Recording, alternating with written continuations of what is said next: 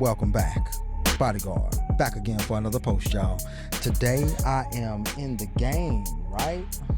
With another good friend of mine, right? This guy here is probably one of Dallas's favorites, right? He's been storming across these stages, just torching these bad boys, right? I'm talking about, if you ever get a chance, you need to stop by this guy's Facebook page, right?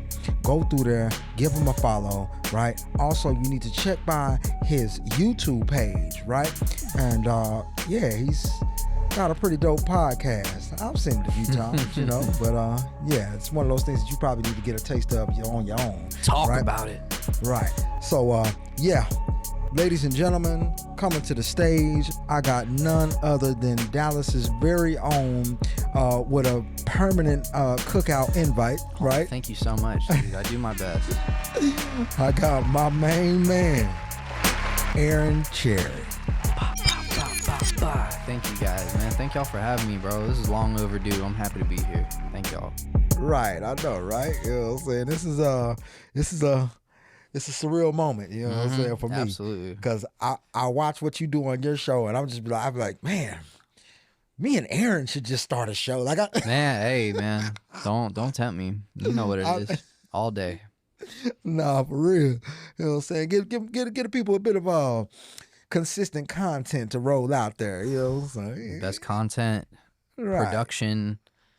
production house, bro. If y'all aren't with BGTV, where the fuck y'all at, bro? For real. Right. So yeah, man. I always like to start the show off with one major question, right? This is a question that flies under the radar most of the time when it comes to just men in general, man. How are you doing, brother? Man, that's a great question. Thank you for asking me, man. I'm good. I feel like I'm kind of juggling, I guess. Like, April was a relatively, I don't want to say easy month, but it was kind of the calm before the storm. And the month of May definitely feels like the storm, for sure. In the best way.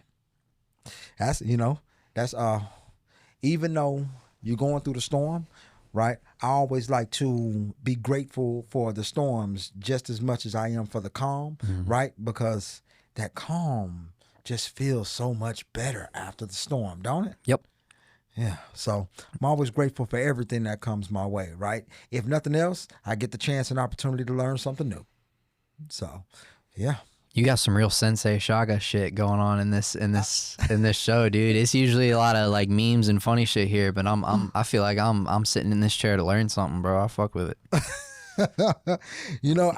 I take a look at, my competition out there, and I don't have the capabilities to shoot the stuff that Drewski does, even though I want to dress up and, act a fool on stage too. You know what I'm saying? And even in all of the stuff I've seen Drewski do, right? I haven't seen him put on a dress yet. Anybody seen him put on a dress yet? So far, not. I haven't seen him put on a dress yet. Yeah, so far, so good. Tentatively. I ain't saying it ain't coming. I'm just, Hey, man, you know how competition works, though. Like, shout out to the God, but hey, bro, Desi, you're on the clock. So if that's the direction you go in, bro, just know that that's a L. So just, I know we're all vying for that first place spot, but, just try and, play fair. Right. You know what I'm saying? I got the Shannon Sharps out there. You know what I'm saying? They doing their thing, right? Shannon. Right. Shannon. I mean, it's all good. He's recouping it. He went through, but he's recouping now. Absolutely. Yeah, no, I mean, it's a fun show. Like, I can't sit here and act like it's not a fun show. It's a great show. So. Right. And of course, you know what I'm saying? I got the, let's just put it this way. It's a lot of people. I don't need to get the name dropping and stuff like that. For sure. We don't have to do all that. All right. So, yeah. your last comedy show, I've seen you pop up on quite a few things, man. I've seen you pop up on Ain't That Funny. I've seen you pop up at the Improv a few times. And they both have the improv thing in the background, so I never can tell which one it is. Yeah. The like brown with like the multicolored lights is Arlington, and then the blue one is Addison. Okay, cool. Helps, so yeah, I'm like, which one is which? You know what? That just means I ain't been to enough comedy shows. That's okay, man. We'll bring what did Anthony Edwards say, bro? Bring your ass, bro. We got you. Well, 1000%. Oh man, I don't want to bring no ass. Pause if necessary. My bad. I forgot what show I was on. It was a quote from a basketball player. I'm not here to you know what it is. I'm not here to play around. My fault. Oh man. All right, cool. So yeah, you got a show coming up real soon, right? Yeah, man. It's a lot of local stuff for the month of May. The 12th, tap in at Las Colinas. That's always a vibe. Everybody who signs up gets on. That's always good. It's just always enough people. Warm up, get your shit, get your material locked in.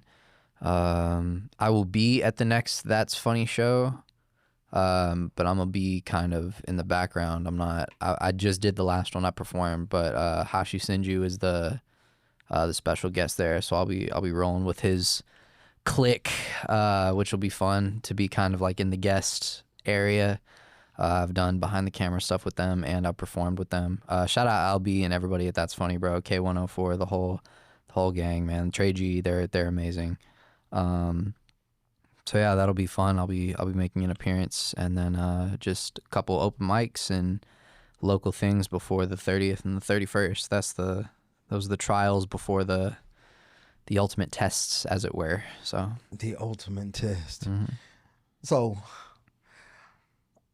I always wonder, right? Like me, we know when we're off camera, Absolutely. From time to time, I'll throw a zinger out there, right? For those of you who don't know what a zinger is, right? I love that you know your audience, dude. That's amazing. It's a joke, that's normally passed on between those of the, I guess I have to say, higher intelligence factor. So yeah. And, of course you got your, I ain't talking about it's not a white versus black thing, right? You got some idiots out there, and then you got some super smart guys out there, right? I'm talking about the smart guys, you know what I'm saying? So, yeah, it's no secret that I'm able to play across multiple different avenues, right? You catch me in a lot of different rooms, which is why, I tend to have a barometer for being able to stay politically correct. Is that why you brought me up here? You were like, I have white friends, bro. Come on, man.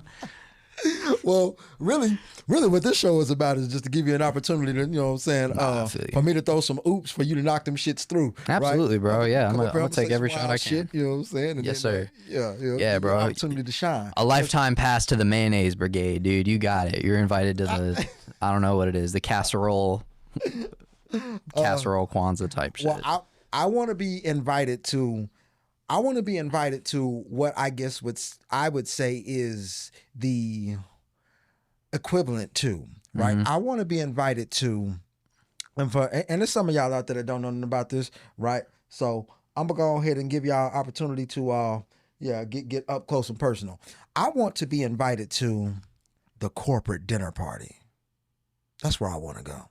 That's the white version of the cookout? That's the white version of the cookout, right? See, the cookout, you go to the cookout and you get probably some cool points, might get you some pussy here and there. It is what it is, right? It might be, an auntie or a cousin somewhere that, looking to, snatch you up, you know what I'm saying? But if you make it to the corporate dinner party, that's where you get to dress up and talk some business and get drunk while doing it. You never know. You might come out of that bad boy with a new lifelong friend. Yeah. Right? Yeah. They could be named the Rothschilds. Right. They could be, if you go all the way up to the corporate dinner parties, you might, They might put on animal masks like in Eyes Wide Shut. That's another corporate dinner party. And yeah, man, we could just, you know, just spend the night away. Yeah, well, I don't think I want to end up on any corporate dinner party list that might have me, you know, I'm not saying I want, you know, Donald Trump to be there or somebody like that. There's a happy medium. Like, right, you know, Yeah. like don't get me wrong, you know what I'm saying? I like Trump, right? Some of the stuff he does, I don't agree with, right? It is what it is. He gonna do some stuff that, you know, you just be like, well, why the fuck did you do that? You know, you had us going. You had us, you know, well, what the fuck? So, you know, it is what it is. These opinions are expressed by Bodyguard TV Studios and do not represent those of a lighter lack of melanin pigmentation who happen to be on camera today. You know, I thought I was the one that's supposed to have the disclaimer. You know what I'm saying? That's okay, man. I got you. I got you. Yeah, man. That's how we do it. We all got an image. It's all right. But yeah, you know, I want to be invited to some dinner parties, but nothing that's gonna have me, you know, I don't need any shades of any color going on, right? I'm not. I just right. That was a bar. I like that Right. one. I like that one. That was a bar. I like that. That was cool. So. What if J.K. Rowling was there? Like, what's the like celebrity? Who's like the corporate celebrity you would want to meet to where you would be like, okay, I'm at the right ranch, for lack of a better term. Okay, so right now, who don't got shit on their shirt, right? I'd like to see Kevin Hart in the space. Okay. Right. Okay. He'll probably be there. Right. I'd like to see and I've heard some crazy stuff about this guy, but I'd like to see Seth Rogen there. Okay. I'd like to see James Franco. I'd like to see. Probably not going to see James for a while. Yeah, you might end up seeing Seth. Yeah, that's right. They broke up a while ago, unfortunately. Right. Yeah. I'd like to, but I'd like to see Tom Cruise. Right. I'd like to see Denzel Washington. Right. I'd like to see, even though they talk so bad about Tyler Perry. Like, I haven't seen any proof, right? Like, you could say what you want to say, but there's no proof on it. And on top of that, I just don't see how they can attack that man that way. And he got nothing to say. He just. I mean, when you have that much money, you don't really need to say much. Your lawyer will say it for you. So. Well, who was that? Was that John Goodman that said he's operating from a level of fuck you? Yeah, I mean that is a very John Goodman thing to say. Right. You were kind of all over the spectrum with your names, bro. I'm not gonna lie to you, it was hard to keep up. That's crazy. Shout out to Denzel though. Well, these are the people that, you know, that have done well in life, right? Have a bit of money. Even Mark Cuban's a good one. I'd like to be in the room with him. That's not a bad. Right. You know, out of all the billionaires, I think he's Shaq one of is another one. Yeah, he just did a song with Twisted Black, dude. He was fucking with Dallas right now. So he's from Fort Worth. Yeah, but right. So that's cool, man. That's cool to see the OGs link up together on some positive shit. Right. Well, I don't. You know what? Don't quote me on that. I don't know if he's from Fort Worth or if he's just got a lot of bases in Fort Worth. Because I know he opened up Shaq's Big Chicken, which is delicious, by the way. Shameless plug. I gotta try it, man. Right. It was worth the drive. Okay. Yeah. So we've talked. You and I together have talked chicken. You know how I feel. It's hard for me to wean off Royal Fried Chicken, but I'm gonna give it a go. You know what it is. I'm gonna do it. He got the whole shebang out there. It's all of it. I bet. He got the fried. He got the grilled. He got the they lean more towards the sandwiches. Right. Whereas, you know, some of the other chicken spots we talked about, they be tenders, right? But sure. They got sandwiches with all the fixins. Okay. Right? Not fixings. Fixins. No, fixins. Yep, I feel you. Took the G off. So I'm not mad at that. Yeah. So, you know what I'm saying? We're looking at a little bit of a deliciousness with that. You know what I'm saying? So are you looking for a sponsor? Is this? No. Okay. This is just what's on your heart. I love it. You know me. Absolutely. I'm my number one sponsor, right? I've gotten here by just doing good business. Facts. Right? That's a fact. do what I say I'm gonna do when I say I'm gonna do it. That is a fact. If I can't do it, I say that too, right? It's, no, that's a fact. I just got here by being honest and doing right by people. This is true, right? I co-sign all of that, and that's giving me an opportunity to sit in the seat I'm sitting in. So who knows? I might be getting ready to work for one of those guys, right? It's a different kind of conversation then. That's true. It's like, hey, I'm getting ready to work for you now. It is what it is. So we'll get there. No, but I love that though. All right, cool. So I want to talk, because not everybody gets the chance to sit down and talk to you guys the way that I'm getting to do right now. I want to know, how do you come up with this stuff that you say? Like, is it like a specific button that you push in the back of your brain that just like, yeah, or is it just like swimming around up there all day? And it's a little bit of both, I will say. And I hope I don't get bad PR for saying this. I think I learned a lot of my like crowd work techniques from podcasting, because I kind of started the pod with, shout out to TJ Earl, Calvin, like that was the original Play the Five, and it still is. But like, I took stand-up serious at the same time that I took podcasting serious. So in a way, it was kind of, you throw out what is there based off of what's around you, and that was always kind of similar. And then I had to work on like committing to my material and committing to like, number 1 through 10 and recite and commit to memory and work on and bring it to the open mic and things like that. So I think that kind of gave me like a more unique blend of what I do in terms of my style. But I mean, I love crowd work, and I love material, and I love to blend the two, and I love a challenge. So it's like, okay, if I do a joke and it doesn't go, it's like, okay, how do I punch out? What do I say to get people either back on my side or to get a little bit more reaction or whatever. So it's really just been a constant exercise of self-improvement, I guess. And that's just how I've looked at it. Okay.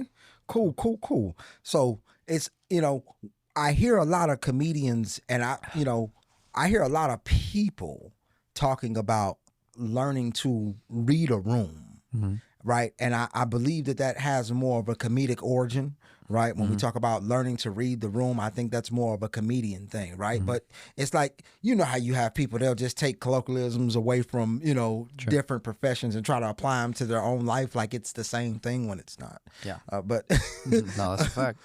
Can you talk to me about what it takes to be good at reading a room, right? And what exercises would you give to somebody who's just starting out to learn how to do so? Ooh, that's tough. Yeah, this is some feet to the fire here. That's a really good question. I appreciate that. Nah, for real. I've been told I ask pretty good questions. No, that's amazing. That's a really good way to look at it. Okay, so in terms of what it means to read a room, I would say you have to factor in the room, but you can't invest in the room. Does that make sense? Like a court jester will learn their king, but they may not necessarily let the fear of what the king may do affect them, right? And when you apply the king to the crowd, it's like, okay, this is an older crowd, this is a younger crowd, this is a white crowd, this is a not white crowd, this is a black crowd, this is whatever. You apply that and you take note of it, but you stay in the happy medium of knowing where you're at versus overcompensating. Do you know what I mean? Like, yeah. I think I've always been like, and I've had a few slip ups for sure. Like I have a digital footprint. It exists. It's some silly shit there. I'm not gonna. You'll see it, but it's like I'm not gonna go to a room off I-45 in Ledbetter and be like, "Hey, what's up with y'all, bro? I'm gonna beat y'all ass on God, you know what I mean? Because they know that's not real. Like I wear khakis. I wear denim. Like it's not I have a middle part. It's not it. You know what I mean? But like Right. you go in there and you do your material and you try and work with what you're given, and maybe even work off of feedback, and then try and weave what material you have with what the crowd wants to hear, and just try and come up with the best like performance that you can. In terms of what advice I would give to people, I would say like don't like study the crowd, but don't think that you have to like be something that you aren't. You know what I mean? Like you don't have Yeah. to morph yourself or be so caught up in what you think the crowd wants. Like take the material you already have, because that's where I feel like I've been the most successful, is like I have a set and it's a planned set, but then the more comfortable you are with that set, the more easy it is to jump in and out of it. You know what I mean? It's like, okay, if I jump at spot 3, do a little bit of like back and forth, and then I know where 4 and 5 are, it's so much smoother than either going up with nothing or being so rigid or scared that you think it's just not. You just become afraid of your own shadow, and then you just start throwing shit at the wall to see what sticks, and that's what gets people, I think. Ooh, yeah, because I've seen people where they're like on the verge of bombing, right? And then they start, for lack of a better term, just shitting all over the place, right? It's just, You gotta embrace the silence. right. And sometimes I see them flailing like their shirt's on fire, right? And then they start to revert back to things that is not really, I would say, what they would do in terms of what they have done in the past, right? And I think that is like a bit of a wall between keeping yourself authentic and then just doing what you think is gonna work out there. And I know that's probably like one of the heaviest things that you guys wrestle with in your profession, right? Because you have to put your set together, but at the same time, you don't want your set to sound like the last guy's set, right?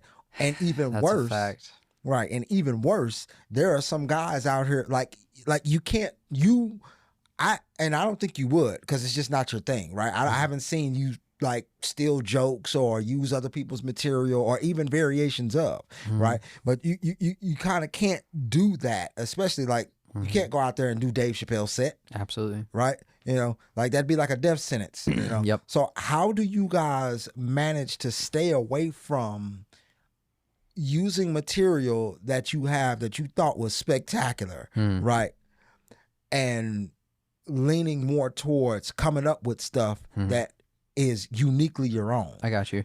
So I'm actually really glad you brought this up, because this is one of my favorite things to talk about in terms of like comedy and like the technicality of it, is that it's not that people, first of all, people do, I'm not ignoring the people who do straight up just 10-4 jokes and steal jokes and make it their own. Those people suck. They're hacky. We don't need to talk about them. We don't need to give them the time of day. However, what people fail to realize in the year of the big 26 and like with the internet and things like that is it's not the joke that tends to get taken, it's the premise. Does that make sense?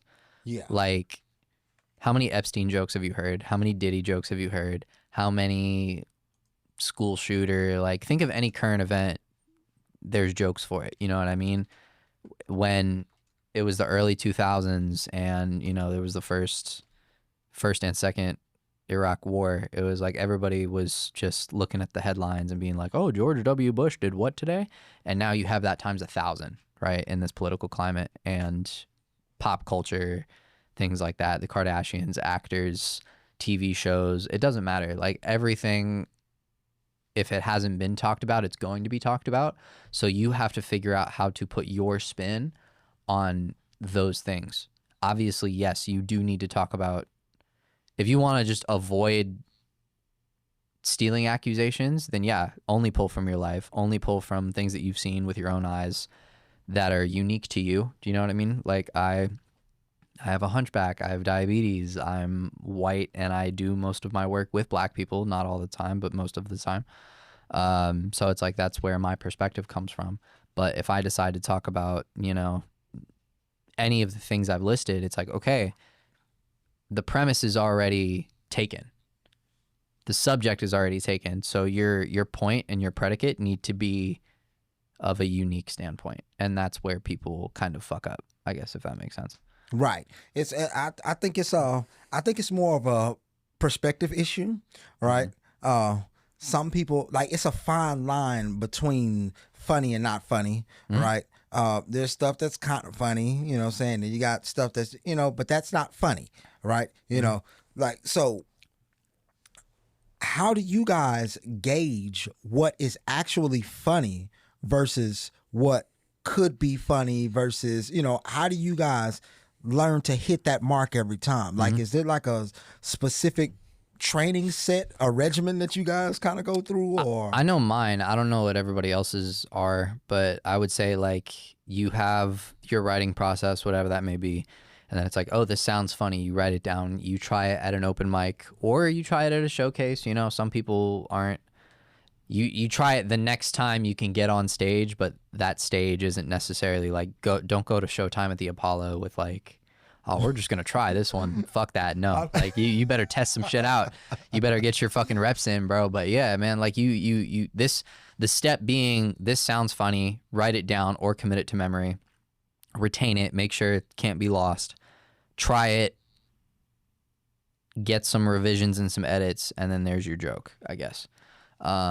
And open mics are great for that. One of my favorite jokes that I've ever written was in the middle of an open mic set, and I was bombing like shit that open mic. Like, I was not doing good. I was going through it, like whatever. It just was not my night. And I went with that joke, and then that's what got me a little bit of reaction. I punched out of bombing like at the very end, but it would still technically be considered a bomb to me. Definitely didn't do good, but it's like those little glimmers of like, oh, okay, even when I was bombing like shit, this still worked. So it's like that gives you the confidence, and it's like, okay, now I can tell this to the best of my ability with the confidence that I know it works when it shouldn't have. And then boom, boom, boom. And then when I tried it at the Arlington Improv at T-Bone show. Shout out to T-Bone. Yeah, shout out to T-Bone. He was a crowd favorite. God damn, bro. That's one of them ones for real, bro. But yeah, like sorry, not somebody, but yeah, like I tried that joke and it went through the test. It went through all the things and it killed. And I now, as you try and continue the journey, I guess, or continue to write new stuff, those jokes, if you don't want to use them for the night, you have them in your back pocket. You know what I mean? And that becomes part of your utility belt as, you know, a performer. So that's me. That's my process. Cool, man. Because I know sometimes it, like, I don't know if I could put myself in a position to be laughed at. Right. Like, I understand, like, you guys are going up there to get laughs. Right. But you got those comedians that they're getting laughed at. It happens. Yeah. Right. Like, it's a difference. Like, it's not, hey, I'm laughing at you because you're funny. You know what I'm saying? That's dope. Yeah. But some of them guys are getting laughed at. It does happen. Yeah. Right. Like, what headspace do you put yourself in to be able to deal with that? Like, it's not, because that's not like regular rejection. Yeah. You know what I'm saying? Like, forget you guys. I don't want you speaking for the whole. Sure, yeah. You know what I'm saying? Yeah, I don't know if I'm the person to speak for the whole DFW scene, but yeah. I want you to speak for you. Yeah. This is your spotlight. Absolutely. Right? Yeah, like, man. How do you recover? Absolutely. From I call it out, bro. I love, like, I wouldn't consider myself in like a scale of 1 to 10. I'm probably not like a 10 out of 10 confrontational, but I do really bad with, like, I'm not great with subtleties. Does that make sense? Like, if I know we all make the joke, or this is man or woman, but it's like, if you look at me and I say, are you all right? And you're like, I'm fine. I'm like, bitch, no, the fuck you're not. Like, what? No, you're not. I feel it. No, what is it? What is wrong? And I, depending on how it's delivered, can appreciate that feedback as opposed to I'm fine. So the crowds for me are the same way. So it's like, if y'all are like, ha ha ha, his back's crooked, it's like, all right, yeah, that's a valid point. Like, I'm not going to sit here and act like it isn't, but it's like, nah, fuck you. All right, we can talk about it. Like, what? You in the front row, you like. There's no way everybody's back in this fucking club is straight right now. So let's cool it with the bullshit, and let's deep dive. Like I love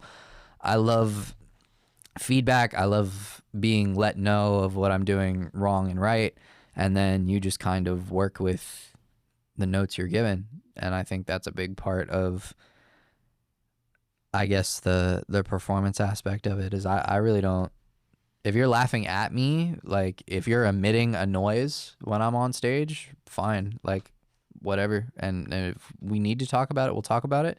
If not, we'll just move past the noise and we'll get to the shit. Like it doesn't bother me one way or the other.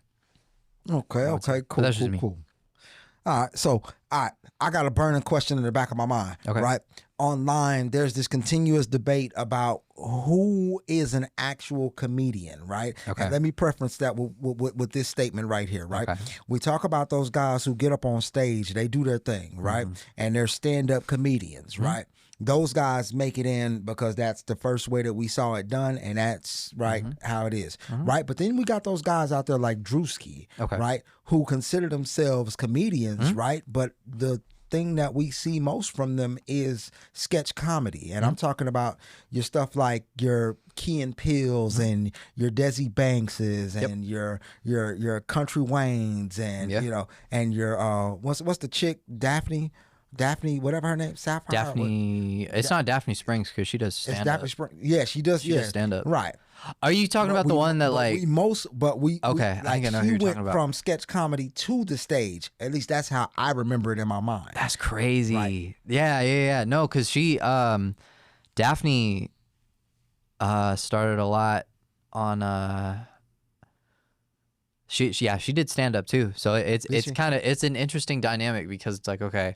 Yeah, because you're known for one thing doesn't mean you can't do the other things. Right. However, I guess what you're talking about with like the skit comics or the quote unquote influencer comics. Yeah, I was getting ready to, like, how do you feel about this? Like, do you feel that a person that never hits a stage, mm-hmm. but they do skits and mm-hmm. sketches, mm-hmm. are they still allowed to consider themselves comedians? Absolutely. 100%. Okay. If you are faceting views and people are laughing and you do it consistently, I think you can call yourself a comedian. I do believe that the art of stand-up is irreplaceable and will always have a need for it. But I can't refute or say or gatekeep like types of comedy. Do you know what I mean? Right. The tricky part with that is the influencers who don't have a stand-up background but have the following can still use their leverage to get into the clubs, and it becomes very, very case by case. Like I can't name names because I guess I'm not outside enough, but like 9 times out of 10, you're going to be able, and especially if you can negotiate or if you have an agent and things, and the agent has the ability to be like, look at his following or his or her following, look at what they do, look at the ability, like, of course they're going to sell out a show. The club's going to put you on. Like, that's how it goes. Right. You know what I mean? They'll put you on over somebody who, like, maybe one of the, like, local people who has the stage experience, but, like, they're going to take a more guaranteed full house. In my experience, again, I'm not a club owner, but just from what I've looked at or from what I've observed. So what they do on that stage is up to them. Right. We saw this with T.I. Mm-hmm. We saw this with others. I think, no disrespect, I think I will use T.I. as the only example because it's like he filled the room. Mm-hmm. He had his nights. Mm-hmm. He had packed houses both nights. Mm-hmm. He had a special. Right. And see, T.I. was like, that was gonna be the next one for me. Like, I wanted to ask you about this. But then what happened? Because you get 5-10 minutes in, and then you realize, oh my gosh, I'm like, this is, the Paper Trail song is over, dude. What do I do now? You know what I mean? Mm-hmm. There's still 48 minutes left in this thing that I've guaranteed people, and I've already done my 10 to 15, 5 to 10. Did you watch it? I didn't watch all of it. I didn't watch it at all. I didn't watch all of it. I watched what I could. Let me tell you why I didn't watch it. Because I was looking for T.I. to do T.I., right? Mm-hmm. Comedy to me is not T.I. You see what I'm saying? Like when I think about, you know, what T.I. has given us over this stretch of life that we've lived, right? Nigga, rap some songs and sell some drugs, nigga. That's what. Where's Urban Legend, dude? Where is he? Yeah, I feel you. And I get you got kids and stuff, and you know you made it out, and you know, shit, nigga, where your reality TV show at? Like you know what I'm saying? Like that's how I think of T.I. You know, right? So, but that doesn't necessarily mean that he's not funny. That just means that he skipped over too many reps. And it was the lack of reps that showed. If you watch him on Roast Me, if you watch him on like in clips, if you watch him again, that first like 10 to 15 minutes, it's like, yeah, like he's got something. But then you get to minute 20, you get past 2 or 3 SpongeBob episodes, and you're like, all right, what the fuck? Where are we now? Like it takes again, you've been there as an artist, as a musician, but you have a set list, and you know that set list. It's like, okay, I know that, you know, whatever you like is coming after Let Him Know, but you know, that's a very clear indicator. If however he wrote his material, I don't know, I'm not in his camp, but you get to minute 24 and you're like, okay, whatever you wrote isn't working, so now you got to rely on instinct, right? You know what I mean? And that instinct just isn't there. For me, when it comes to T.I., I'm going to say this. I would think that podcast T.I. is funnier than on stage T.I., right? Because you know how you look at a guy and he's just naturally funny, right? Because he's not trying. Yeah. But he's just naturally funny. It's like that's how I felt when I would watch him on his TV shows. Yes. When I watch him on these podcasts, he would say stuff and instantly coin a phrase, and the pressure's not there, right? Like you know, you're not there without a paddle. Do you know what I mean? Even on Roast Me, it's like, okay, not everything's gonna land, but I'm surrounded by 15 other funny motherfuckers. I'm surrounded by David Lucas, Billy Sorrells, everybody else. I'm blanking out. We're talking, but it's like you got 10 to 15 people in a classroom setting surrounding you. And one person goes up one at a time. If one doesn't work, cool, throw out another one. We'll see who else comes up to the front. You know what I mean? Like, people with wheelchairs go up there and he'd be like, oh, you got to be careful. He's a certified stepper. It's like, okay, like that's hilarious. And it's like, but you have the comfort to make that joke, and you have, even if a joke you make doesn't work, somebody else can cover you. You're on that stage, you're on an island, you're by yourself, and you can get into crowd work. It would be ideal, but sometimes, unless it's a crowd work special, a lot of specials don't really look for that. You know what I mean? Especially not after the first 10 minutes. Right. If you want to do that, your last 10, or like if there's a design in there somewhere, cool. But if you are a comic and you have a Netflix production value set and a Netflix production value special, you're 7 minutes, 50 seconds in, and you go, what's your name and where you from? That's already a bad look. So you either do that, which is already a bad look, or you just sit there and stutter, or you sit there and just try and go whatever comes to mind. And if you haven't fucked up like that before, you don't know where you're going to be. And, you know, again, the year 1 fighter versus the year 10 fighter, it's like there's some, you know this, it's like there's some savvy vet tricks with the clock, with control time, with striking, with everything, you know what I mean? It's like I sometimes, you know, I remember the first time I lost a fight to Top Time. Oh, how'd that go? It sucked. Yeah, because we're standing up and I'm piecing him up, and because I'm piecing him up, he ties me up, right? Yep. Well, I didn't realize that, you know, there were some things I didn't train the way I was supposed to train. Sure. Yep. Right. Because I had been knocking everybody out in the first round. Yep. So that shit was untested. Yep. Right. The strikers evolution. Yeah, having to deal with all the fucking Right. Yep. You know, so if it had been a boxing match, you know, he'd have been out of there. Done. Right. Because he can't grab me and take me down. Yep. Right. But, you know. You had to go 2-3 years to Dagestan and figure it out, huh? You had sent him 2-3 years to Dagestan, yeah. Send him Dagestan 2-3 years. You felt that double leg and you were like, fuck me, bro. God damn. And that's not the one that got me. The one that got me is if one man can hold you down, two can rape you. I was like, oh, shit. Hey, shout out to Justin Gaethje, bro. God damn. Yeah, dude.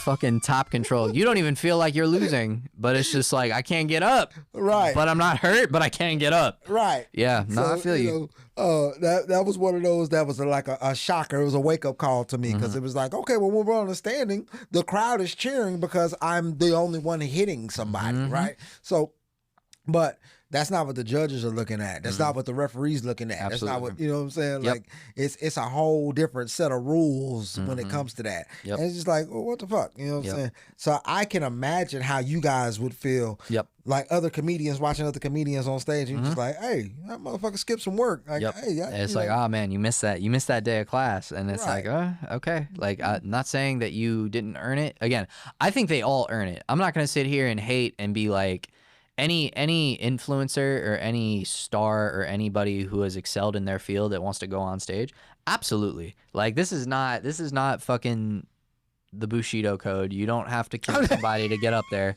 Like, if you got the followers and the club said yes, bro, you got it. You earned it. Go. I will never sit here and bitch and moan about anybody who goes up there. They earned it, whether we like it or not. You are responsible for your own output once it gets there. And then once that output is out, that's when people are like, oh, okay. A, B, and C were great, but it's 23 more letters in the alphabet. So, right. What can you do? Ah, man. Bomb like a muff. No. Nah, for real. No, that's how it be, bro. This is MMA, man. You have. I'm sorry. God damn it. I'm always gonna bring up the Eastern. You might want to cool it on the Islam. You're right. Yeah. I'm sorry. Hey, no, I fucking love Makhachev. Don't do that. He's not the problem. You're not gonna get me canceled by that community, no sir. No, I'm good. Shout out to the UFC and the WBC and all. No, hey, the counseling that's the last. That's like you better hope it's just counseling. Those guys are fighters by occupation. That's fine. That's fine. I'm a cultural savant. You want to wrestle me? That's fine. I'm gonna keep bacon in my jeans. You're gonna have to make a decision, bitch. You gonna have to figure this one out. How bad do you want me for real? Why not? Man. You know, and you know, even though when you look at my fights, you won't be able to tell. But one of the number one things that's in my regimen is running. Absolutely. Right? Yeah. So it's like I do all the running outside the ring so I don't have to run in the ring. Absolutely. Right? Because they'd be like, yeah, I know. They'd be like, where's this guy getting all this energy from to throw these strikes like this? And that's how it is with strikers too. Cardio is cardio. So it's like, even if you're a pure striker, not a wrestler or a BJJer at all, it's like, okay, you could swing your fucking heart out rounds 1 through 3, but if it's a 5-round fight and that middle of the 4th hits you, it's like, now you're on the same island. And it's like, all right, you should have ran more, bitch. Like, I don't know what to tell you. Like, so yeah, no, absolutely, bro. You got to keep the cardio up. Right. Oh man. I know we coming up close to time, right? But I did want to ask you, who are some noteworthy stars that you would like to work with? Who, if you could put yourself in a room full of noteworthy comedians, and they could be here or abroad, it doesn't matter where they are. But if you could put yourself in a room with a bunch of comedians to go put on a show, who's on your card? Okay. So I guess I'll break that down with like who I want to work with outside of here, and then it's like if there's ever like a city versus, and I could pick like 3 or 4 people, I'm gonna pick them. I'll answer those both that way. So I think I've said this on my show produced by Bodyguard TV. Eddie Griffin is my GOAT. Like I would move heaven and earth to open for him. Shout out to Anastasia the Bold too, bro. Queen, one of the fucking originators of the DFW comedy scene, bro. Anastasia the Bold. She bumped into him at one of his theater shows, and she's got a video, and she, you know, Eddie with his Kung Lao hats and his voice, he was like, yeah, this is my sister, she finna open for me, so I'm gonna go support that regardless. And yeah, man, one phone call away, bro. Eddie Griffin, These hit me impressions. up, please, for the love of God. Eddie for sure. I would like to work with a Wayans. I'm not picky. Whichever one. I'll work with Shantae. I'm not tripping. Yeah, just in the family for sure. Other people. This is so tough. I would love outside comics.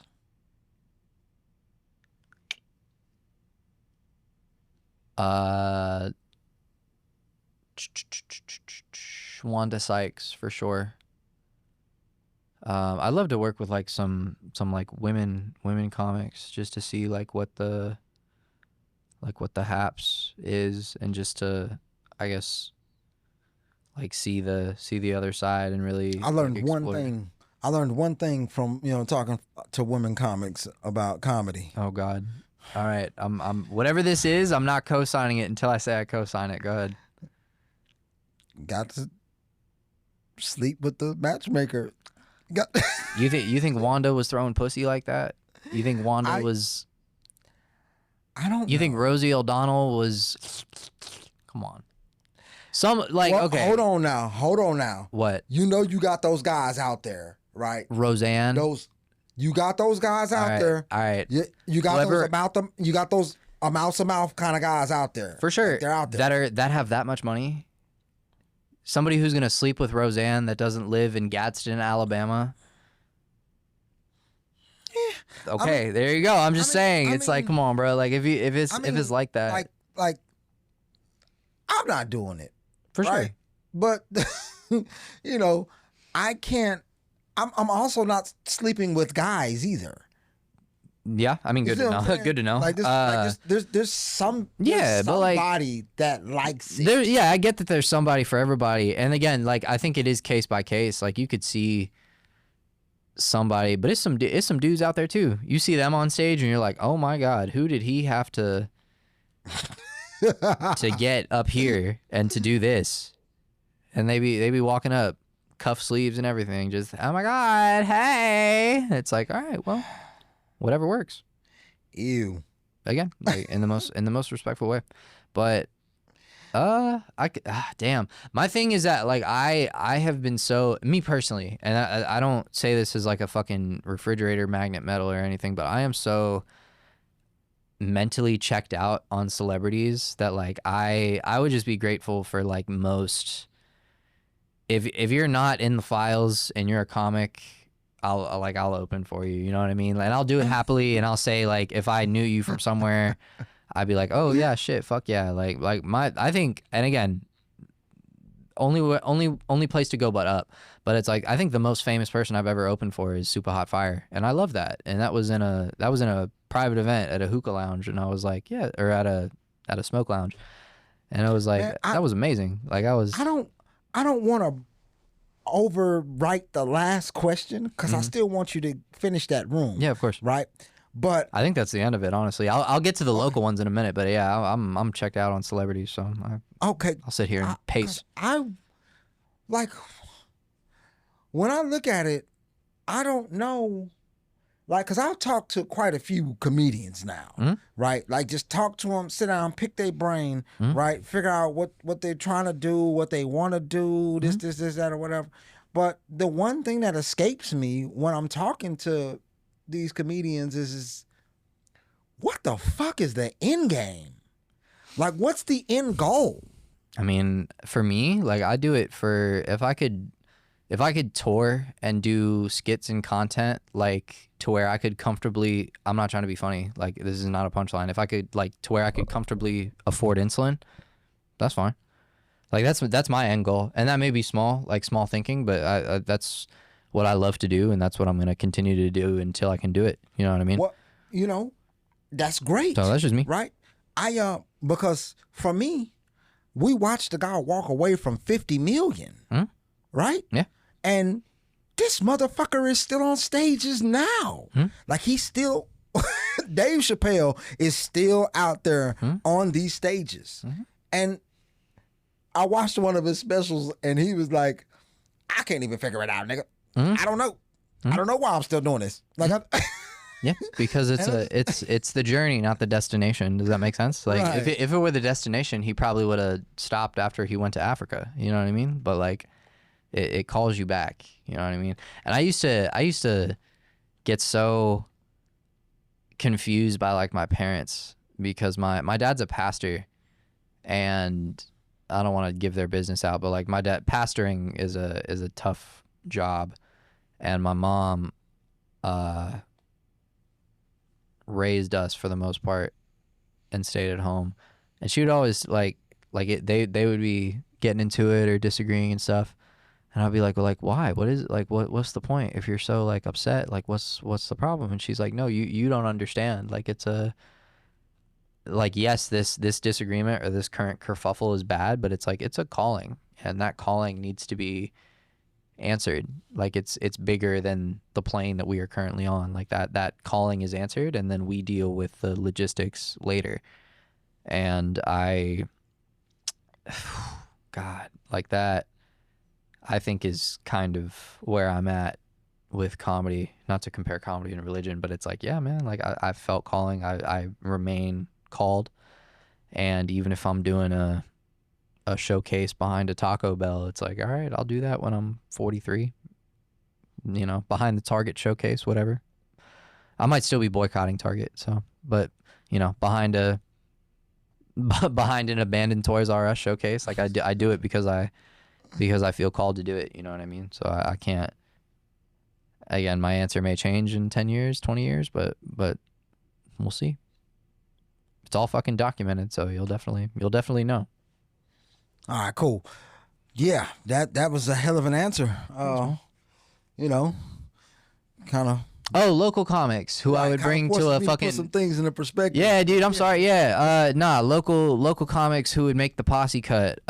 Me, Trey Mack, Angela Walker.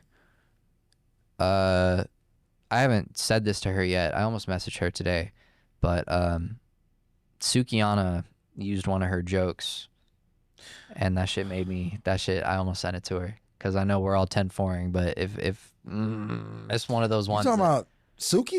Mm-hmm. Yeah, on she's doing comedy. No, but on Club Shay Shay, she had a little throwaway, and I was like, I know where you got that from. Oh, so that's me putting the tinfoil hat on. Angela Walker, I love you. You're amazing. Trey Mack, me, Angela Walker, Corey Chery has to go in there. Like that's the golden child of DFW. Cliffside Candy. I will say that until I'm blue in the face. That is one of the man, when are we gonna have another ladies' night? Man, like we got to, because that's gonna be. That was dope as hell. Mm-hmm. Like that was probably some of the most fun I've had, and I'm not talking about like. No, I know that. You know what's so crazy? I'm not talking about for you filth mongers out there who are just looking for, you know, the specialized eye candy. I'm talking about, you know, that was a great show. Good dirty fun. That was a great show. That was a great show. You know what's so crazy about that particular episode is, again, this is so niche because like not everybody like will get it. Go to Play the 5 and find the one with Hattie Mae, myself, Cliffside Candy, and Flymouth Berry. That got the most. Not only was that the live that got the most like views, that had the most like comments like per short, like out of all of them. And yeah, no. So that was, yes, absolutely, yeah, definitely got to tap back in with the ladies, bro. I'm an ally. Don't crucify me, but yeah, just John for sure, friend of the show. And if I could give you one more, just John, funny as hell. He funny as hell just in regular living, bro. He's funny, like just walking around with this dude, like he's funny as hell. He's so good, and he's so self-aware about like everything that he does. Like he just knows like when to do a joke, when to not do a joke. Kind of like what you said about like, oh, I could never be laughed at. He is so good at like knowing when to laugh and then when to be laughed at, and he uses that. He's a master at that. I gotta hats off to him. I'll say AJ Foster, and then last but not least, I will say Happy Angie. Happy Angie is hilarious. With the permanence. I love her so much. She is probably one of the most raunchy people so I've ever met. She's so and funny, I worked in strip clubs for 7 years of my life. She's hilarious. But she takes the cake. Yep. Right. And her crowd work is top fucking tier. Her shit, man. She is a master of her craft, dude. I will always be in awe of what Happy's able to do on any stage, on any place. I've been in little shit with her. I've been in big clubs with her, and it's the same her every time, bro. She is so unapologetically. If I could like have an attitude about comedy and like have it be reflected in my material and my like articulation, it would be Happy for sure. Okay, cool. All right. So now we're about to speed past an hour here, right? This is the part of the show where we give you an opportunity to speak your piece, right? You say whatever you want to say, right? And of course, Bodyguard TV needs no disclaimer because Bodyguard TV can fight. Hey, so, talk about it. Yeah, so I'm out of here, y'all. And Aaron Chery, go ahead and give people the business. Fuck the police. Fuck ICE. Black Lives Matter. Protect black women. Protect black men. Not necessarily in that order. Don't conflate that shit. I don't want to end up on a Hotep podcast out of context. Don't play with me. Yeah, man. We live in a neo-colonialist society, and we live in an age of the internet where knowledge is power, but knowledge can also break you. So always remember to touch grass and be strong, and somebody loves you. So please, if you're ever not feeling it, find somebody who will feel it. You know what I mean? Crit Mac once said, "Don't kill yourself, cuh," and I feel the same way. Yeah, man. So just try and persevere, dude. Peace and happiness can often be an act of resistance. So thank you. All right, cool. And if you will, for me, go ahead and tell the people where to find you at. Yeah, man. On Instagram, I'm at Aaron Chery DTX. Facebook, that's all lowercase, by the way. No underscores or anything like that. Facebook, I am just Aaron Chery. And then YouTube, this is always, I'm thinking about changing the name, but don't talk me into it yet.